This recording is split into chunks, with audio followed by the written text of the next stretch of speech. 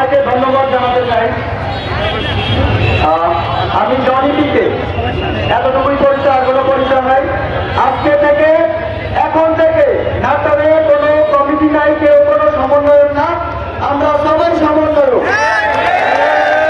এখানে এই নাটোরের ছাত্র সমাজ তথা সারা বাংলার ছাত্র সমাজ, তাদের যে অবদান, সেই অবদান কারো থেকে কারো অবদান কোনো কম নয়।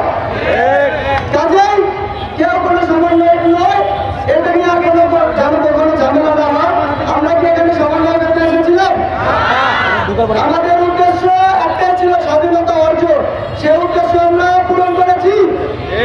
এখন এই স্বাধীনতা রক্ষার জন্য আমাদেরকে ইউনাইটেড থাকতে হবে। যদি দ্বিধাবিভক্ত হয়, এই গ্রুপ ওই গ্রুপ হ্যান ত্যান, যদি আমরা দ্বিধাবিভক্ত হয়, তাহলে কিন্তু আমরা পুরো অবস্থানে আবার ফিরে যাবো। তো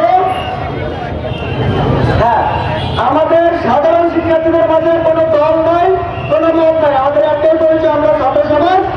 আমাদের একটাই কাজ, যে কোনো প্রকার বৈষম্য, অত্যাচার, নির্যাতন, নিষ্পেষণের বিরুদ্ধে আমরা সব সময় রুখে দাঁড়াবো। ঠিক আছে? আর সবাইকে, তারা কিন্তু একটু আতঙ্কে আছে।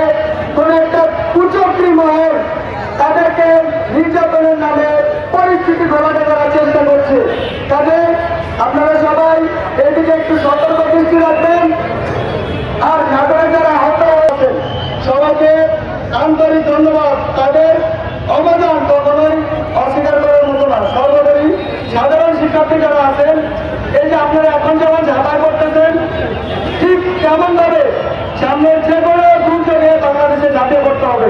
যে কোনো পরিস্থিতিতে আমরা যদি একটা সোশ্যাল নেটওয়ার্ক, সোশ্যাল ওয়ার্কের মাধ্যমে আমরা যদি কাজ করতে পারি, আমরা যদি নিজেদের মধ্যে সুসম্পর্ক বজায় রাখতে পারি, তাহলে কিন্তু এই সুখী বাংলাদেশ করা সম্ভব। আরেকটা বিষয়, যে আমাদের শিক্ষক সমাজ, পুলিশ সমাজের ভূমিকা আমরা দেখেছি, তো তাদেরকে আমরা সাধারণ